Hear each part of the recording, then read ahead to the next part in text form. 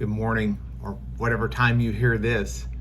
It's early morning. I'm coming to you from Cleveland, Ohio. I'm in my hotel room, but I'm Mark Lanier, and I want to give you your video thought for the day. Now, I have had repeated requests for a video or two or three about one of the most difficult, tragic things that anyone can have to endure. And that is the loss of a child. Now, I've been blessed with 5 children. And they're all alive, well into their 20s and 30s. And so I've not felt good about speaking on the issue of losing a child, in the sense that I've never experienced that. It's kind of like me talking to you about being pregnant. I've never been pregnant and never will be pregnant. And I don't even pretend to understand what someone has gone through when they've lost a child. And so I want to talk about how important it is to endure, and some Christian ideas that might be helpful to someone who has lost a child. But I must begin this by saying I've put this off as long as I can. I've had at least 5 requests for this, and I'm now going to talk about it, but only with the extreme trepidation that I've not been there and I can't relate. I cannot conceive of someone's grief.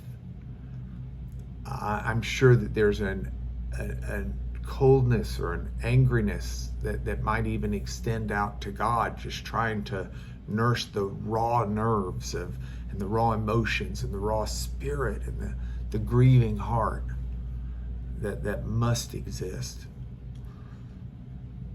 But I can tell you a couple of things that I firmly believe. And the first is this: God never created any of us with the intention or desire that we would die.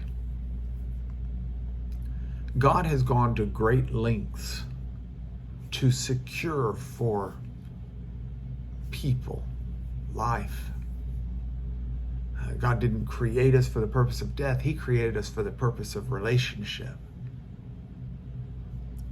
And I know for those who die in relationship with God, rooted in a relationship with God, we have the assurance that death is not finality for those. We have the assurance that God is there to open a new chapter for those who die in Him. But that doesn't change the depth of mourning that we have as believers. Our mourning is still real. Our grief is still real. Our why is still real.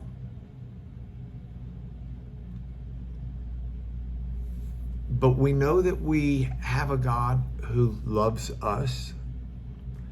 And we know that what we're suffering is what we're suffering. It's not the suffering of the deceased child. That child is in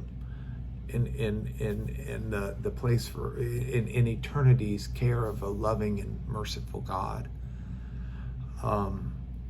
But there's going to be a gaping hole that will never be filled for those who are left. Still, I also know that Paul is able to write to the Corinthians that